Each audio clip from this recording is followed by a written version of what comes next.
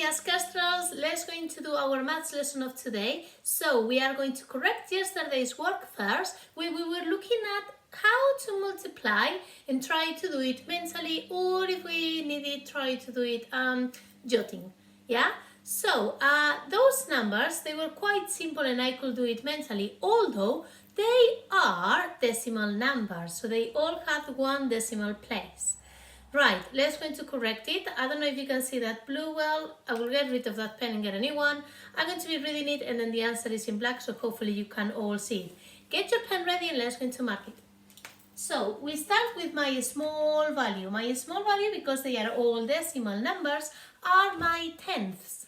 So after my decimal point, the value that I can find in there. 4 times 2 is 8. Decimal point. 4 times 0 is 0. Go to the next one. 6 times 2 is 12. Now, that 1, because it goes over 9, I need to regroup it to my next value. Which one is my next value? My ones. Because 6 times 0 is 0, at 1 is 1. It's going to go for the next one. 6 times 2 is 12. And I'm having that one there to regroup it to my next value, which is my ones. Have a decimal point, and 6 times 1 is 6, at 1, 7. 7.2. Let's going to go for the next one. 0.9 times 2. 2 times 9 is 18. I'm having that one with me because it goes to my next value, which is my ones. 2 times 0 is 0, at 1, 1.8. Can you do that too? It's annoying me. Okay, and let's going to go for the last one. You have it in different order. We know that it doesn't matter. 5 times 2 is 10. Goes over 9, so I'm carrying that one. 5 times decimal point. Carrying that one with me. 5 times 1 is 5. At 1 is 6. You could only have a 6 if you want as well. It doesn't need to have 0.0 because it's not needed, is it? If there is no decimal numbers, if it's just a 0, better like if we don't put anything. Okay, so that was yesterday's work. Let's going to see what are we doing today. Again, we are going to be working on multiplication, and yes, again, we are going to be looking at decimal numbers with one decimal place. What I want you to do today is to try to do the workout in a column method. So let's going to try to use a column method, although we've seen that it's really simple and then really easy to do it by head, just if you just put it in a line. But let's going to do it in a column method so we learn as well how to do decimal numbers using a long multiplication column method. Okay? Let's get to start with my first one. I have 1.5 times 2, and I'm going to try as well 2.3 times 4.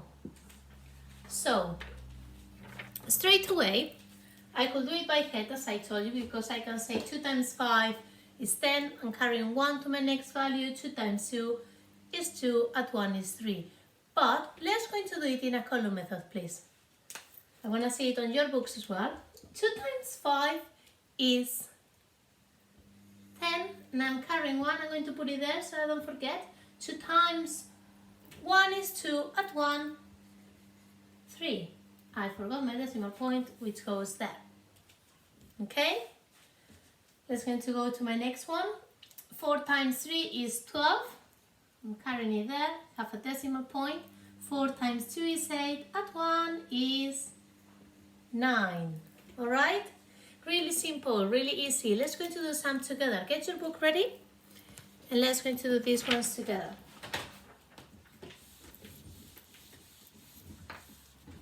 Are you ready? Let's going to try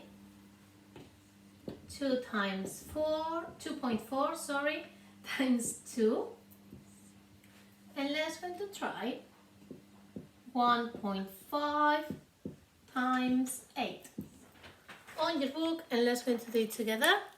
Post it if you haven't read it yet, because I'm going to start doing it.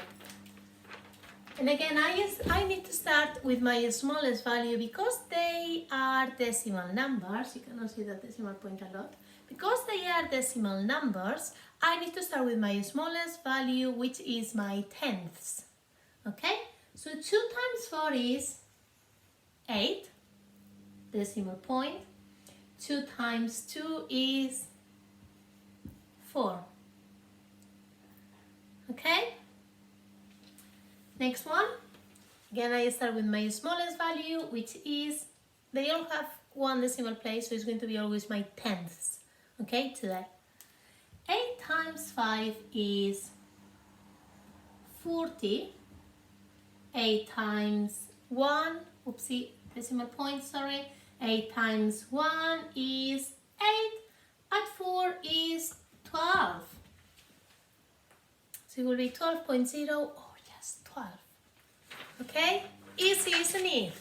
Right, let me put 2 for you to do it. Today is really simple and easy.